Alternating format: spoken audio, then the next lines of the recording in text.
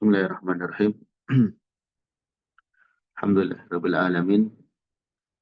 Salatu wassalamu ala nabiyina Muhammadin Khatamil anbiya wal mursalin wa ala alihi wa ashabihi wa man tabi'ahum bi ihsanin ila yaumiddin. Amma ba'du.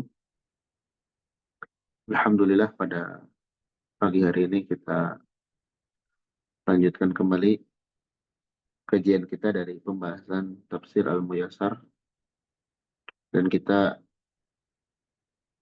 masih di surah Tabarak Al-Mulk ayat ke-10.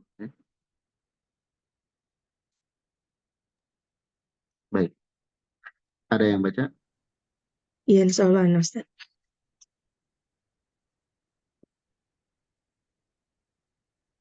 Silakan. Iya, Ustaz. A'udzu billahi minasyaitonir rajim. Wa qalu law kunna nasma'u aw na'qilu ma kunna fi ashabis sa'ir. Dan mereka berkata, sekiranya dahulu kami mendengarkan atau memikirkan tentang seruan itu, tentu kami bukan termasuk dari orang-orang yang menghuni neraka yang menyala-nyala. Langsung baca tafsirnya, Ustaz. Iya.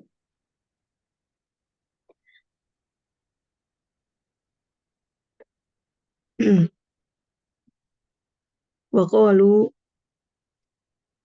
mu'tarifina, dan mereka berkata sebagai bentuk pengakuan, law kunna nasma'u sima'a man yadhlubul haqqa, seandainya dulu kami mendengar orang-orang yang mengajak kepada kebenaran, au nakfuru, au nak nafkuru, au nafkuru fima yud'a ilaih, atau nufakkiru fima yud'a ilaih, atau kami memikirkan tentang seruan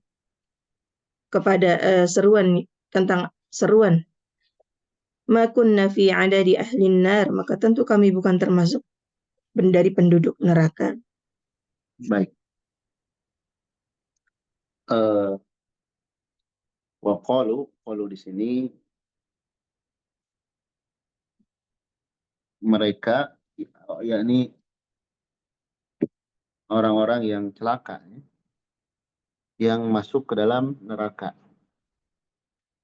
Di sini mereka berkata yang konteks perkataannya itu adalah menyalahkan diri dan menyesal. Ya.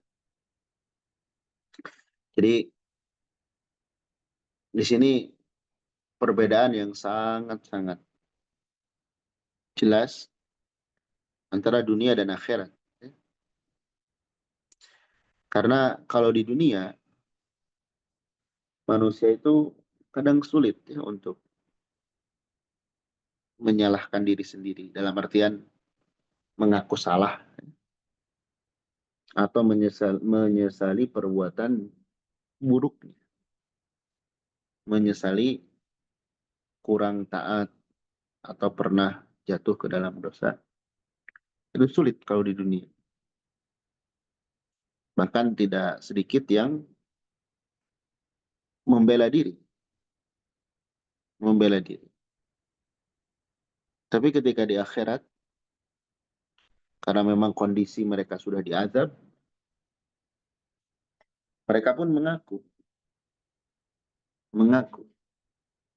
mengaku menyesali perbuatannya, sembari berkata, "Lau kunna nasma'." Seandainya dulu kami mendengar, ya,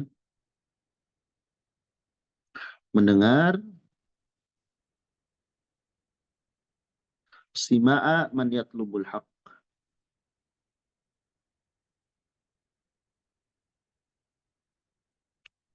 seperti mendengarnya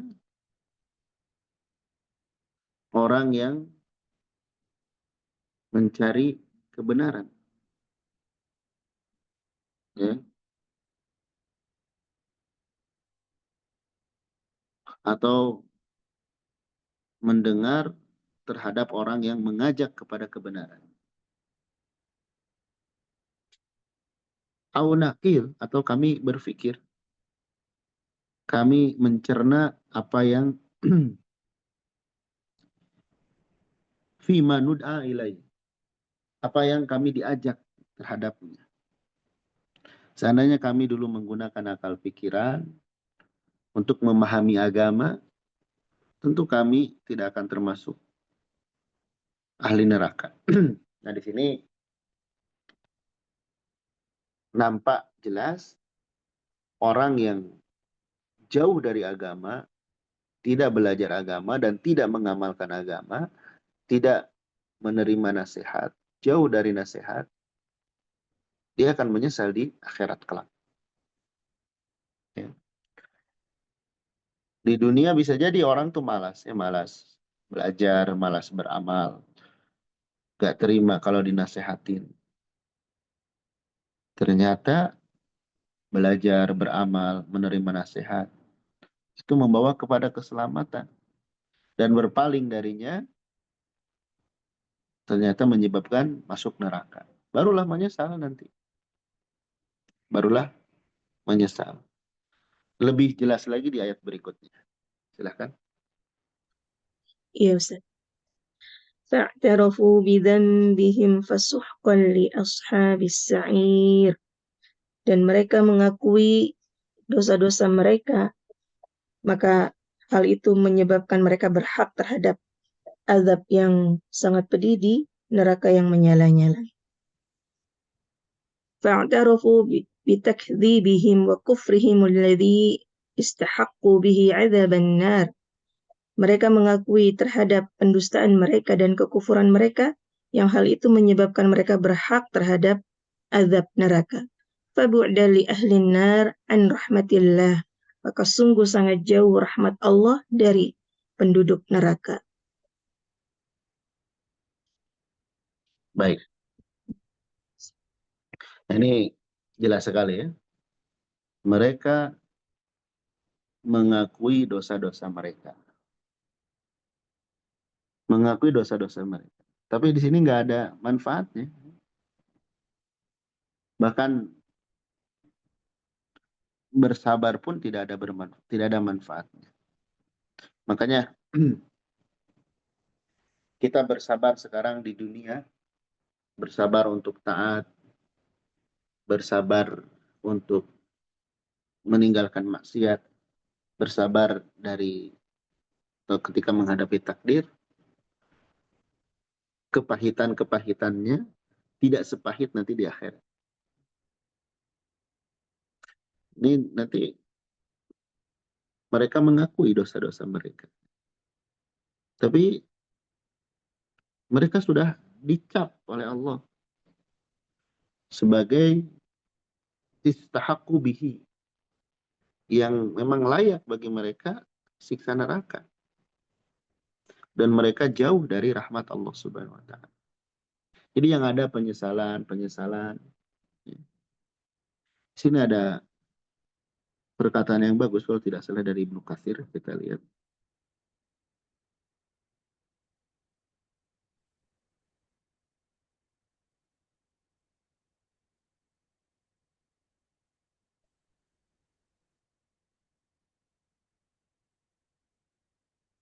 Nah, ini dalam hadis ya,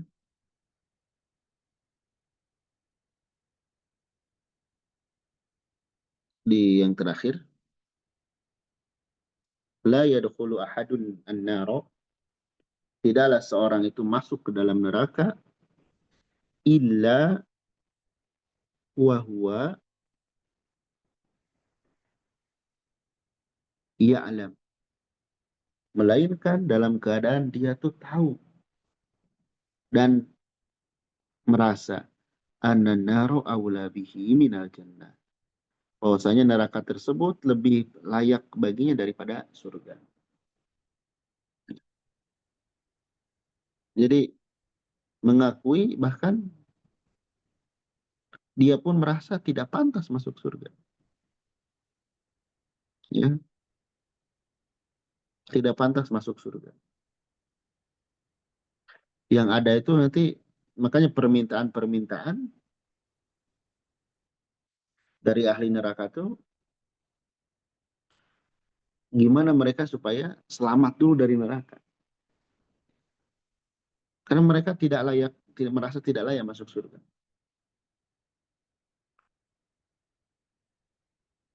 Nah di sini eh, maksudnya keadaan seperti ini jangan sampai kita yang alamin, ya. Waliyadzubillah. Kita baru ngerasa pentingnya nasihat, pentingnya ilmu, pentingnya beramal. Kalau sudah di neraka, sudah dikubur, itu nggak bermanfaat. Kita mengakui kealpaan kita, kekhilapan kita, kalau sudah meninggal. Ya. Nah ini hal-hal yang tidak bermanfaat. Tapi kalau sekarang, itu bermanfaat.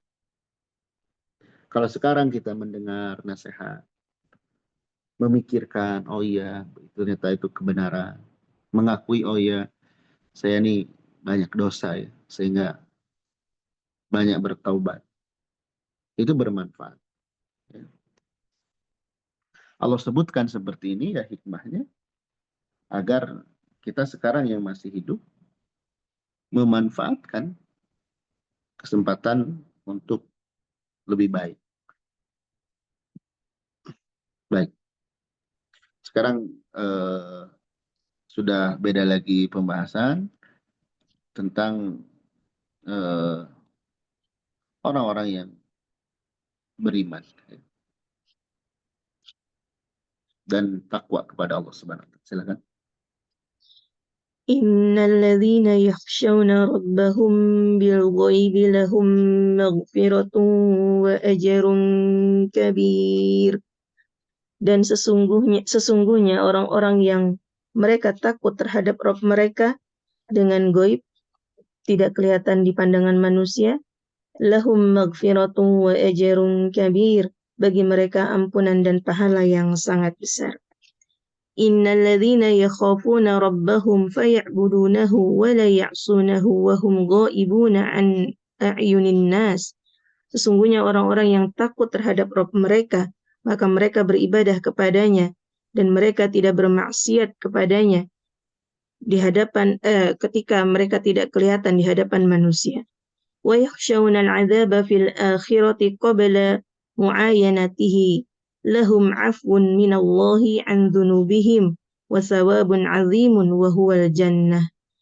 Dan mereka takut terhadap azab di akhirat sebelum mereka melihatnya. Bagi mereka ampunan dari Allah terhadap dosa-dosa mereka dan pahala yang sangat besar, yaitu berupa jannah, berupa surga. Ini orang yang jujur terhadap dia dan Allah. Dia jujur kepada Allah. Jadi kalau dia sedang di sini disebutkan ya, orang-orang yang takut kepada Robnya, takut terhadap azab Allah. Maka bil ghaibi. Bil ghaibi di sini eh, artinya bukan terhadap takut terhadap goib ya, goib yang bermakna goib jin dan lain sebagainya. Jadi goib di sini dia takut kepada Allah, maknanya walaupun dia tidak bisa melihat Allah. Atau goib di sini dia tuh sedang sendirian, tidak ada orang yang tahu, tidak orang-orang yang tahu. Tapi dia tahu Allah melihat. Allah tahu dia tahu Allah melihatnya. Jadi orang yang takut kepada Allah dalam kesendirian, gitu ya. Dalam kesendirian. Sehingga maknanya di sini orang ini ikhlas dalam beramal. Maka di sini dikatakan, kita lihat, innal ladzina yakhafuna rabbahum. Sesungguhnya orang yang takut kepada Rabb mereka, kepada Allah, walaupun sedang sendiri, tidak terlihat oleh orang lain. Faya'budunah, maka mereka pun menyembah kepada Allah. Walaupun nggak dilihat oleh orang, nggak masalah. Orang lain nggak tahu, tapi dia tahu. Allah menyaksikannya. Di sini besar rasa ihsannya. Dia punya rasa ihsan, ya. Kalau Allah melihatnya, Allah menyaksikannya, Allah mengawasinya. Dia antara ibadah di depan khalayak manusia dengan ibadah sendirian, kualitasnya dia berusaha menjaga. Karena biasanya ya, kalau kita ibadah dengan banyak orang dan sendiri itu ada beda. Ini bisa dirasakan oleh kita ya. Kalau kita jujur. Kadang ya kalau sendirian kita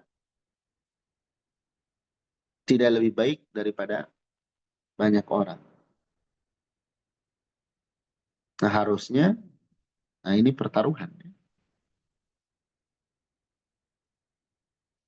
Tapi gimana kalau misalkan saya kok merasa lebih khusyuk kalau berjamaah. Nah kalau keadaannya seperti itu tidak mengapa. Kalau merasa lebih khusyuk kalau berjamaah, itu tidak mengapa.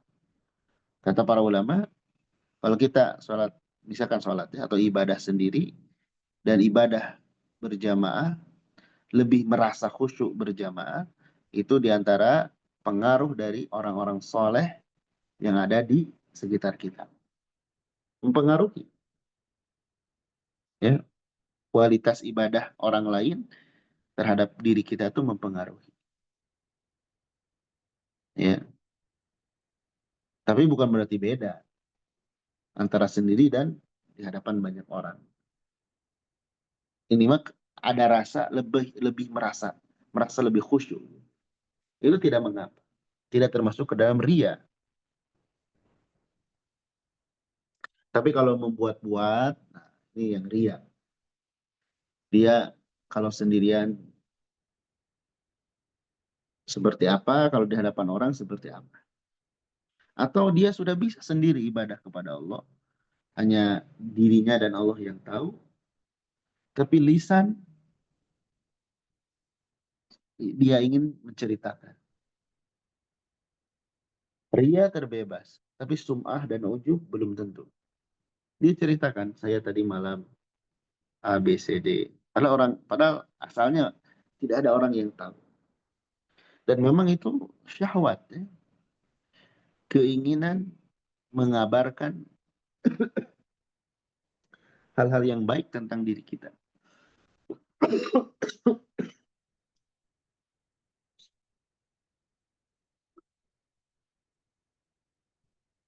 Keinginan mengabarkan hal-hal yang baik terhadap diri kita.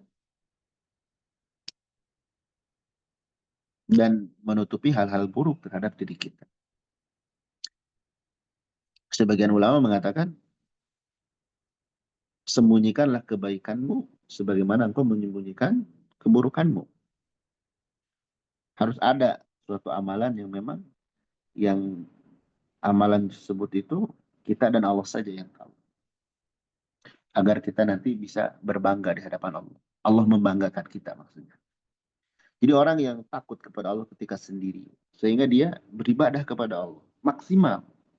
Karena dia tahu Allah melihatnya. Wala ya'sunahu. Nah ini. Dan mereka tidak bermaksiat kepada Allah. ketika sendirian. Karena kalau banyak orang ya nggak berani maksiat. Tapi kalau sendirian, nah itu kadang ya, jiwa kita ini kena was-was. Kemudian mencoba dan lain sebagainya. Dan ini berat ancaman orang yang bermaksiat secara sendiri. Ketika sendirian, itu diantara sebab yang menggugurkan amal. Diantara sebab yang menggugurkan amal.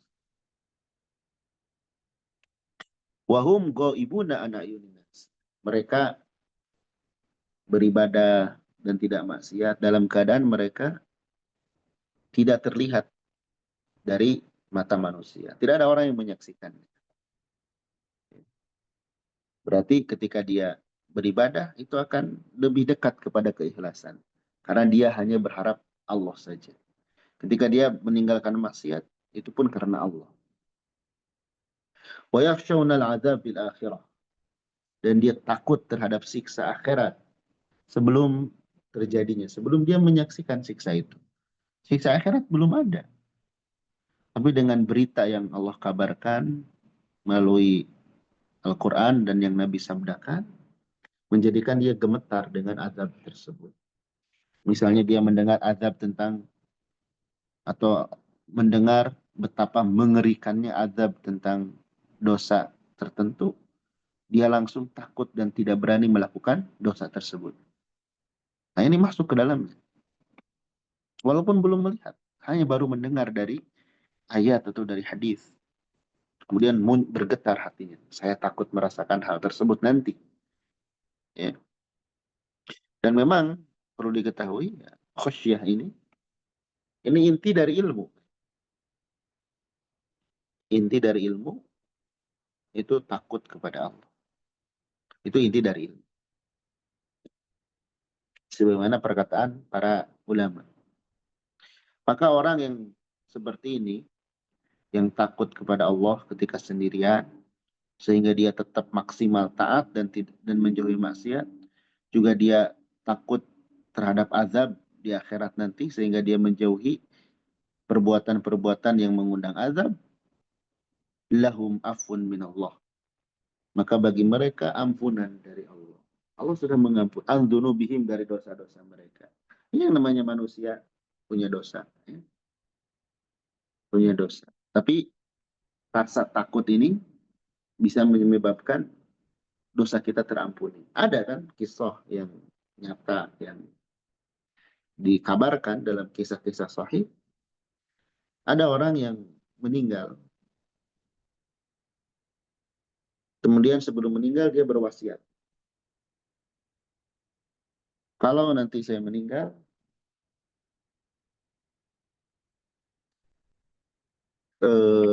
tolong dibakar. Kemudian abu dari hasil pembakaran tersebut sebar ke beberapa tempat. Dia berwasiat kepada keluarga. Akhirnya keluarganya melakukan hal tersebut. Ketika sudah dilakukan, kemudian Allah gabungkan lagi. Kemudian ditanya oleh Allah, kenapa kamu melakukan hal ini? Saya takut kepadamu ya Allah. Saya takut kepadamu sehingga dia pikir ketika sudah mati, pisah-pisah seperti itu, dia akan selamat. Maka Allah mengampuni dia. Jadi rasa takut kepada Allah itu bisa mendatangkan ampunan dari Allah. Dan yang paling utama adalah takut yang menghadirkan amal. Takut kepada Allah sehingga dia beramal soleh dan menjauhi dosa. Itu yang afdal. Ya. Jangan juga takut kepada Allah menyebabkan putus asa. Karena rukun ibadah, ya, mahabbah, khauf, dan roja, khosyah, itu harus seimbang. Jangan kita takut kepada Allah sehingga kita putus asa. Dan ketika disebutkan takut kepada Allah, maksudnya takut dengan azabnya. Kalau kita berbuat salah, takut disiksa. Seperti gini lah, ini contoh sederhana ya. Contoh sederhana. Ada atau kita belajar atau bekerja di tempat yang sangat ketat. Jangan belajar, bekerja. Ini yang bisa dikatakan 100% atau 99% manusia eh, tunduk dengan hal ini. Misalkan dia bekerja di suatu perusahaan tertentu, kemudian harus on time. Kalau tidak on time, misalnya gajinya dikurangi atau kena sanksi. Dan dia berada di posisi yang nyaman, misalnya. Maka dia akan takut kalau telat. Takut akan telat. Karena takut dipotong gajinya. Atau bahkan takut dipecat. Ya. Nah, ketakutan dia terhadap aturan dari perusahaannya menyebabkan dia etos kerjanya bagus. Dasarnya apa itu? Rasa takut. Jarang loh orang itu dalam bekerja, jarang betul-betul berkhidmat ya, untuk kemanfaatan, jarang. Umumnya ingin sekedar upah. Nanti akan terlihat orang yang bekerja, terutama di hal-hal yang berkaitan dengan sosial, yang berkhidmat dan memang dia pun menerima upah, dengan yang sekedar ingin dapat upah. Tapi tadi umumnya manusia, kalau berada di sistem tadi pekerjaan, dia akan betul-betul disiplin, dan dasarnya itu karena dia takut. Baik, jadi orang yang takut kepada Allah akan mendapatkan ampunan, wasawabun azim, dan pahala yang besar, wa ajrun kabir. Dalam ayatnya lahum maghfirah, bagi mereka ampunan, wa ajrun kabir, dan pahala yang besar, yaitu surga. Mendapatkan surga. Banyak dalil pendukungnya ya, misalkan ini ayat yang pendek, wa amma man khafa maqama rabbih wa nahan nafsa 'anil hawa fa innal jannata hiyal ma'wa. Waliman khafa maqama rabbih, waliman khafa maqama rabb, dalam ayat yang lain ya, bagi orang yang takut kepada Allah, jannatan, dapat 2 surga. Juga sebelum masuk surga, orang yang takut kepada Allah ketika sendirian, ya, orang yang takut kepada Allah ketika sendirian akan mendapatkan naungan pada hari kiamat. Akan mendapatkan naungan pada hari kiamat. Ya, seperti orang yang eh, apa namanya, sudah mau berzina, kemudian takut kepada Allah, tidak jadi, maka dia layak mendapatkan naungan. Baik,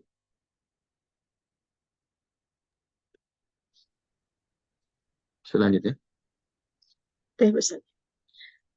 وأسروا قولكم أو اجهروا به إنه عليم بذات الصدور. Dan sembunyikanlah atau rahasiakanlah perkataan kalian, atau kalian tampakkanlah perkataan kalian, maka sesungguhnya dia maha mengetahui apa yang ada di dalam dada. Wa aslu qawlakum ayyuhan nasu fi ayyi amrin min umurikum aw a'linu fahuma indallahi sawa'un. Kalian sembunyikan perkataan kalian, wahai manusia, pada suatu urusan di antara urusan-urusan kalian, atau kalian menampakkannya, maka kedua hal tersebut sama saja di sisi Allah. Innahu subhanahu alimun bimutmaratis sudur. Sesungguhnya dia yang maha suci, maha mengetahui apa yang tersembunyi di dalam dada. Fakaifa takhfa alaihi aqwalukum wa a'malukum. Lalu bagaimana perkataan kalian dan amalan kalian bisa tersembunyi darinya? Baik. Nah ini ada dua makna ya. Makna umum dan makna khusus. Makna khusus itu yang ini ditujukan kepada dulu orang-orang kafir Quraisy yang menghina Nabi Shallallahu Alaihi Wasallam, yang menjelek-jelekan Nabi Shallallahu Alaihi Wasallam. Ya. Jadi ada yang menghina Nabi secara pelan-pelan, sir. Ya. Ada juga yang menghina Nabi dengan terang-terangan. Maka Allah tahu kepada mereka itu. Jadi sama saja kalian menghina Nabi dengan berbisik-bisik atau dengan terang-terangan sama, Allah tuh tahu. Nah itu makna yang khusus terkait mereka dulu, yakni kaum-kaum kafir Quraisy yang mengolok-olok Nabi Shallallahu Alaihi Wasallam. Adapun makna umum yaitu wahai manusia, jika kalian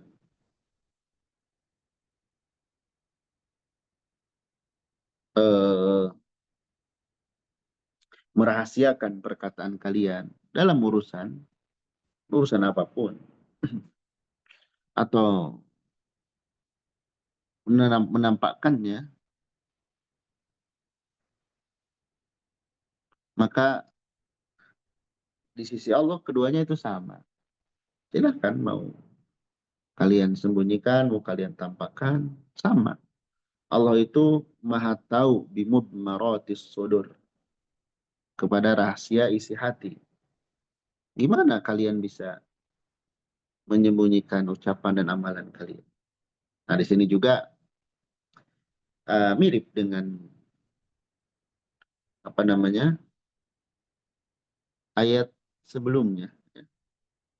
Ayat sebelumnya yang menyebutkan orang yang takut kepada Allah ketika sendirian. Nah, ini pun juga bermakna yang sama. Kalian mengeraskan ucapan atau menyembunyikan, Allah tahu.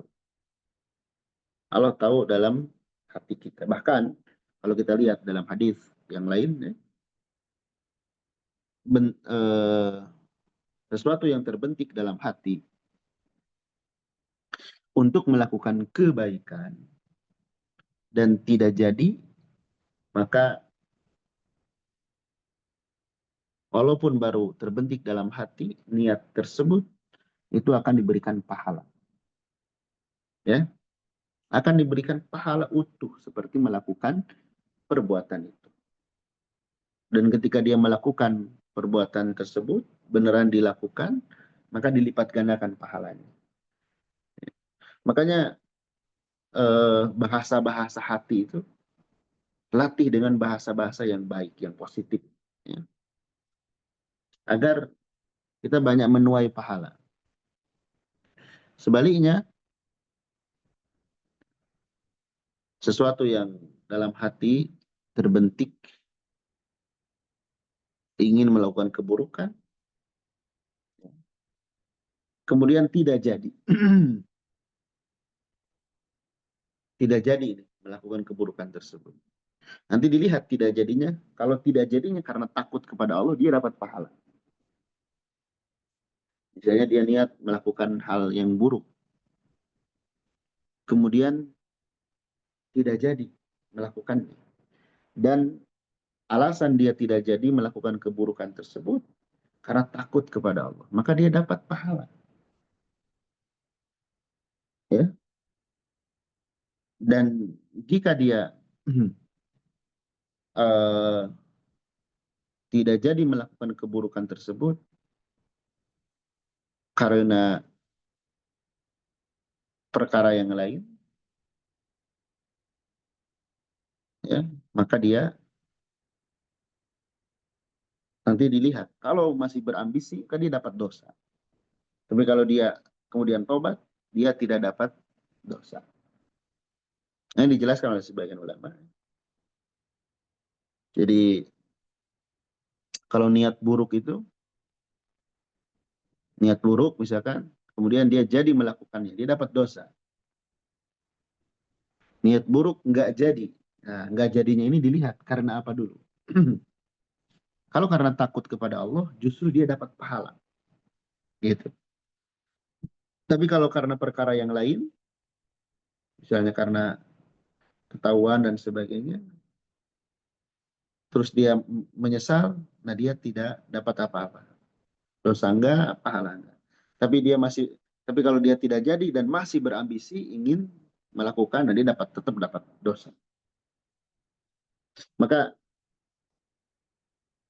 ya tadi ya, niat-niat kita, ucapan-ucapan kita itu arahkan ke hal-hal yang positif. Allah tahu. Bahkan kalau kita lihat ya, di antara hikmah atau faidah ayat, ya ayyuhalladzina amanu taqullah wa qulu qawlan sadida.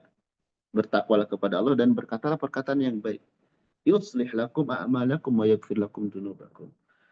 Maka Allah akan memperbaiki amalan kalian dan mengampuni kalian. Ternyata di antara sebab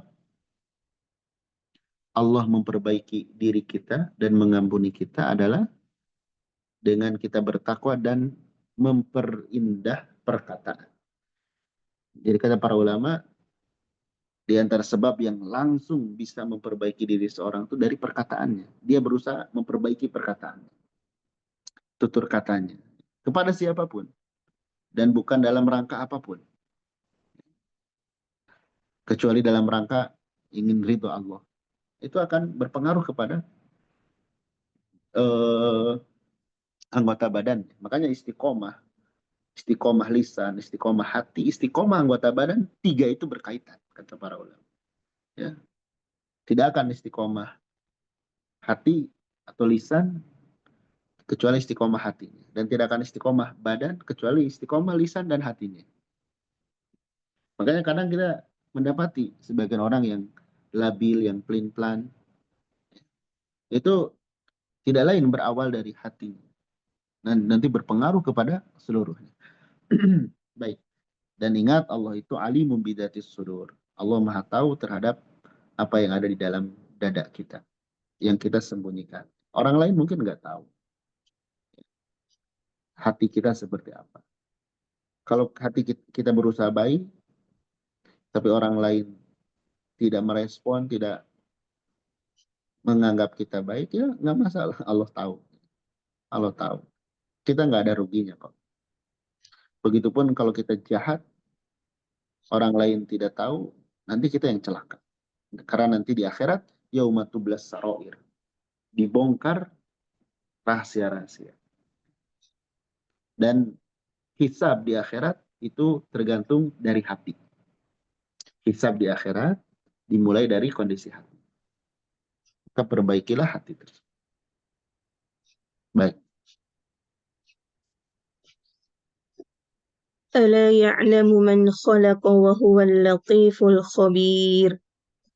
Tidakkah dia, Allah Maha mengetahui siapa yang telah dia ciptakan, dan dia Maha lembut, Maha halus, dan Maha mengetahui.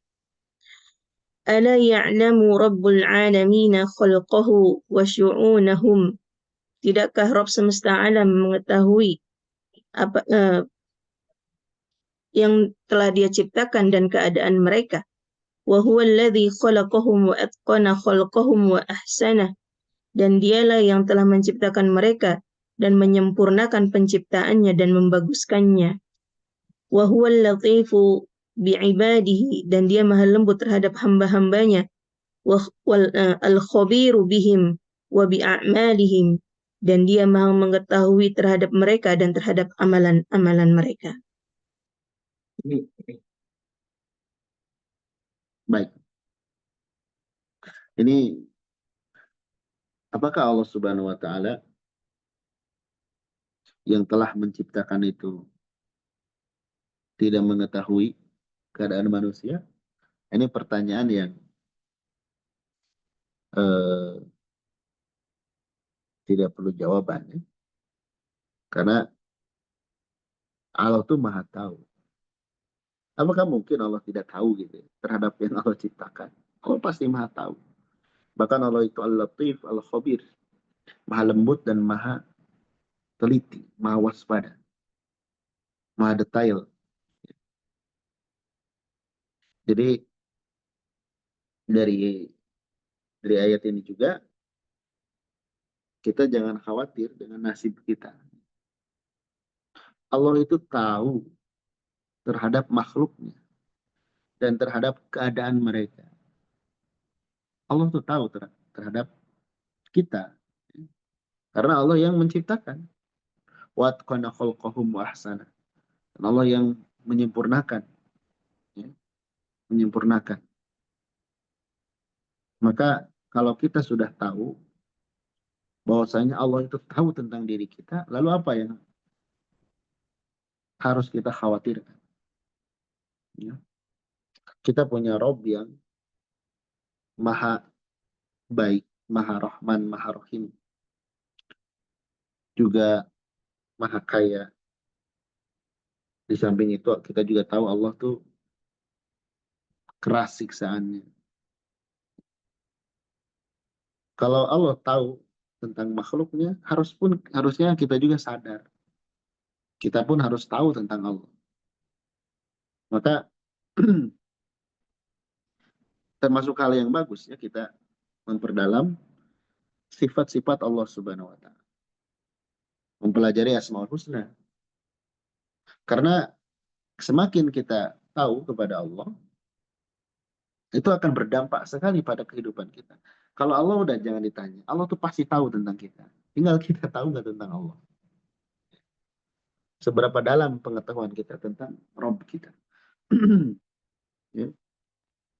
Semakin dalam, maka akan semakin menumbuhkan keyakinan. Akan menumbuhkan keyakinan, menambah keimanan. Kadang-kadang ya, orang misalnya jatuh ke dalam kesyirikan, tidak mau ibadah, meminta kepada selain Allah, terkadang ada sebagian dari mereka itu, mereka nggak tahu kalau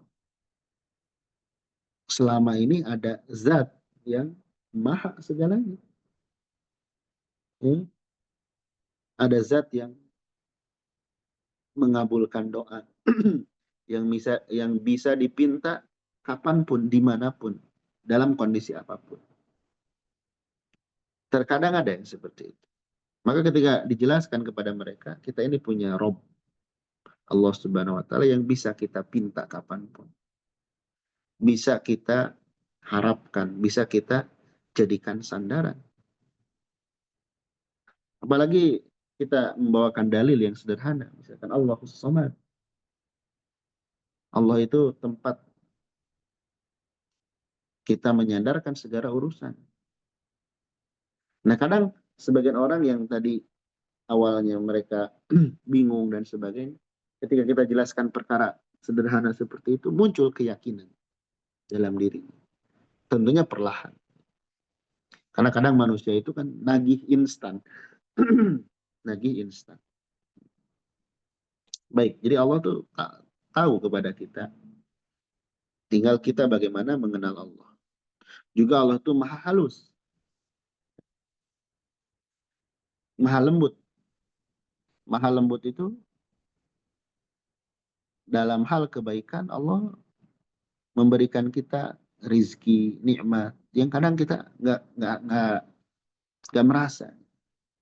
Ya. Allah juga halus dalam mengulur manusia dalam berbuat dosa, dibiarkan. Itu kelembutan Allah Subhanahu wa taala. Dan Allah khabir. Allah maha tahu, maha teliti terhadap amal. Jadi jangan khawatir ada amalan kita yang tertinggal, tidak dihitung pahalanya, terlewat. Enggak akan. Kalau di sisi manusia mungkin ya, misalkan kalau yang bekerja ada yang gajinya kurang, haknya tidak diberikan seutuhnya. Kalau Allah enggak. Faman ya'mal mithqala dzarratin khairan yarah. Wa may ya'mal mithqala dzarratin syarran yarah. perbuatan baik dan buruk walaupun sebesar zarrah itu akan dilihat dan akan dibalas oleh Allah Subhanahu wa taala. Baik. Ayat berikutnya ini menceritakan tentang banyak kenikmatan yang Allah berikan kepada kita semua. Kita baca beberapa ayat, silakan. هو الذي جعل لكم الأرض ذلولا فامشوا في مناكبها وكلوا من رزقه وإليه النشور.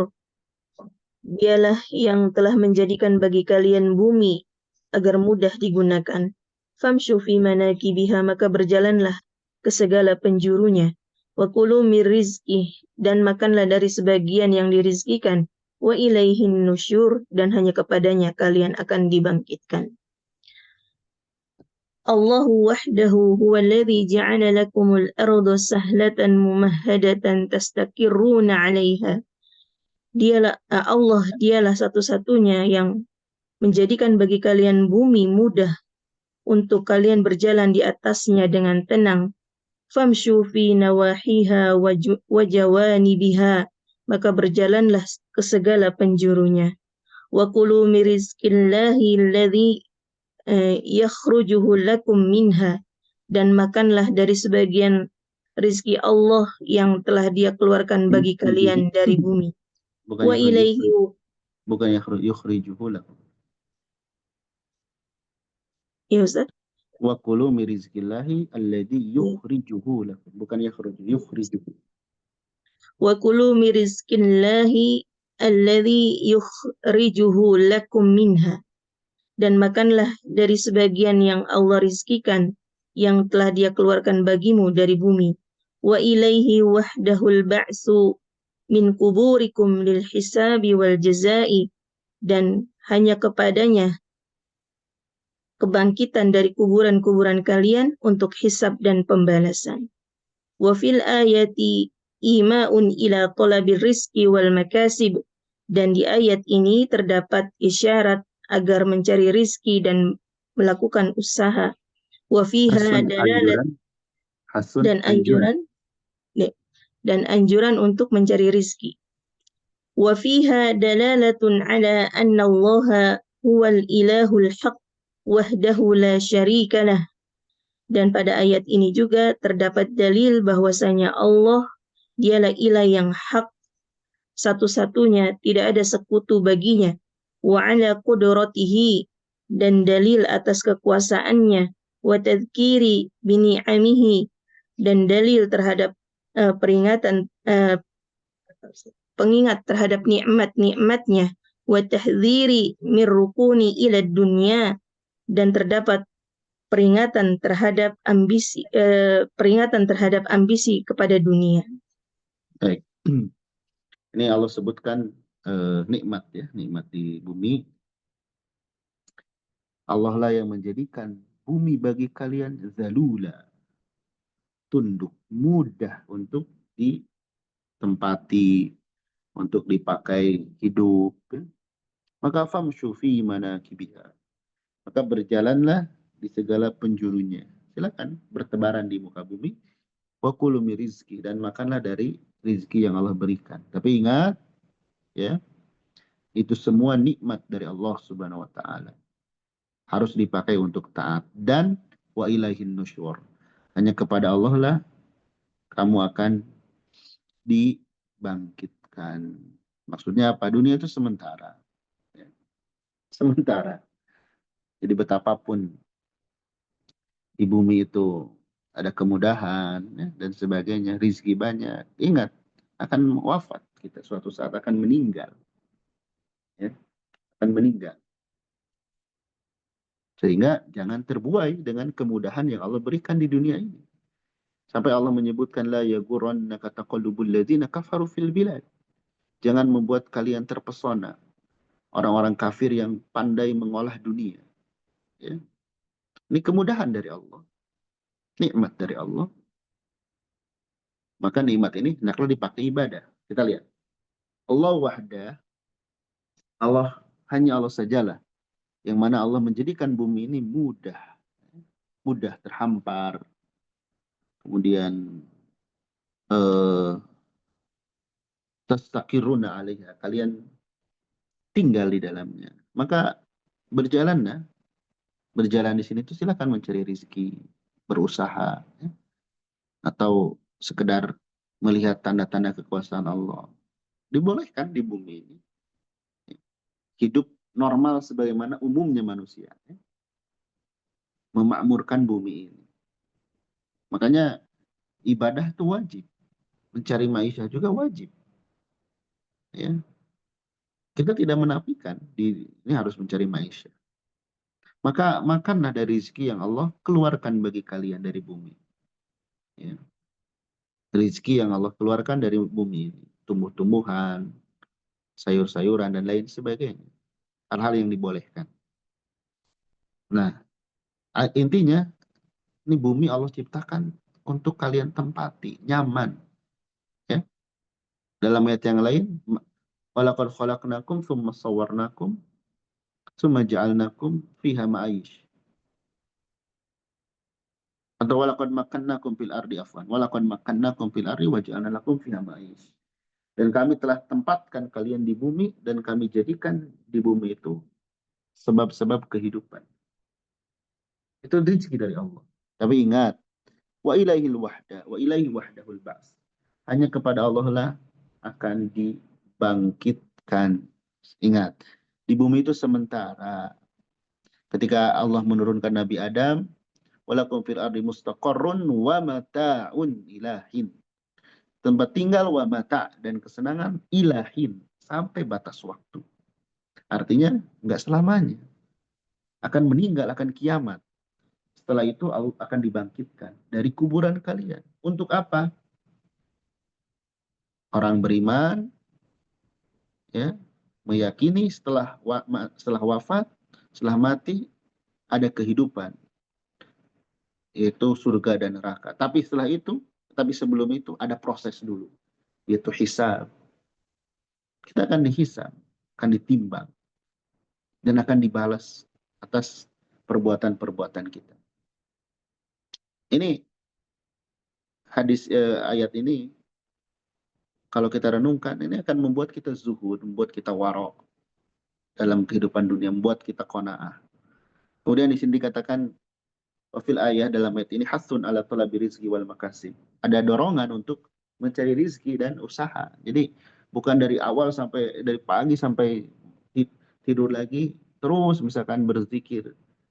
Sementara makan minum dia minta sama orang. Nggak boleh seperti itu. Menjadi beban untuk orang. Usaha wajib, ibadah wajib.